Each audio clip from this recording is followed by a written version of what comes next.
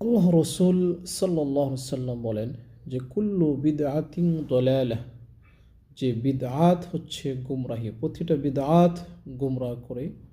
আর ওয়াকুল্লু দলালাতিন ফিন্নার, গুমরাহির পরিণাম হচ্ছে জাহান্নাম। বিদআত যে করবে সে গুমরাহি হয়ে যাবে, আর যে গুমরাহ হয়ে যাবে তার পরিণাম হচ্ছে জাহান্নাম। তো আমাদের সমাজে অসংখ্য বিদআত রয়েছে। সে বিদআতগুলির মধ্যে ঠিক তেমন একটা বিদআত হচ্ছে ফরজ সালাতের পর সম্মিলিত মোনাজাত।